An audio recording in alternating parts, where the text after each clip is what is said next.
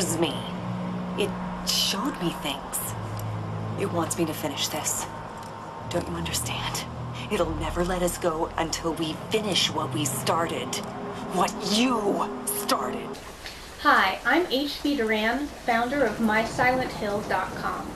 We all know from playing Silent Hill Downpour that each character was experiencing their own special slice of hell.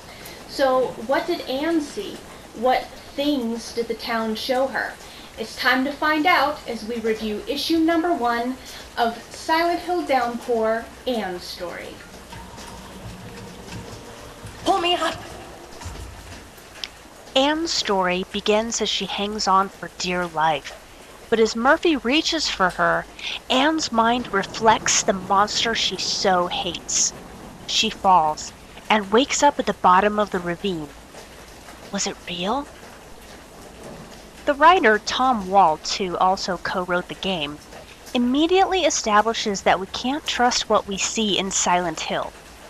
It's that helpless Jacob's Ladder feeling that was so effective in the first 3 classic games.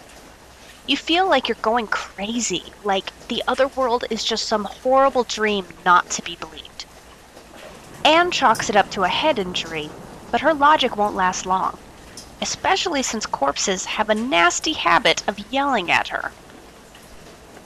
I, for one, really appreciated this return to what Silent Hill is all about. The town reflects your own inner fears and forgotten sins, not a regurgitation of everyone else's. Nurses. Now, stepping into someone else's version of Silent Hill temporarily is a different story. We've encountered it a couple times throughout the series, most notably when James sees Angela's world on fire in Silent Hill 2. For me, it's always like this. In this case, Anne meets JP and gets a glimpse into his tortured existence in Devil's Pit. There's even a nod to Silent Hill 4 that I thought was fun. Well, fun in a creepy Silent Hill way, but you get what I'm saying. We get a flashback confirming that the little girl in the game was Anne. But it doesn't explain why she runs so weird.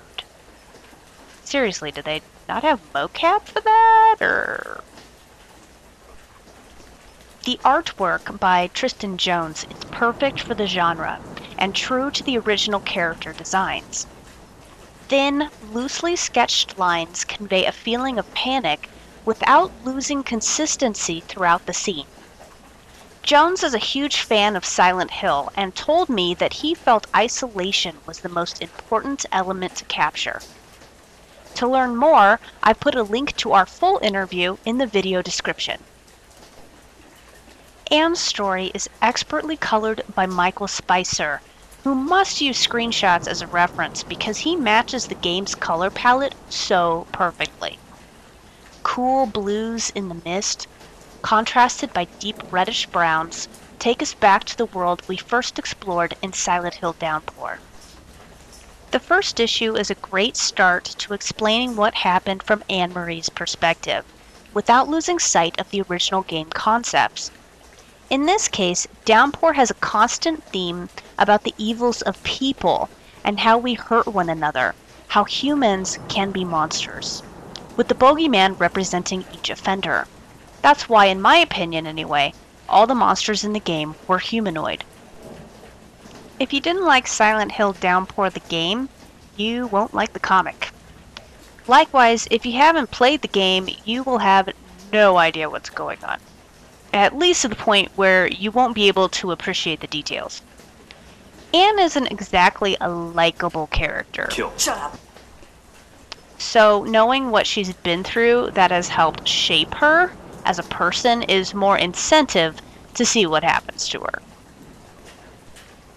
After reading it a few times, I have to say that Anne's story number 1 is in my top favorites for the series.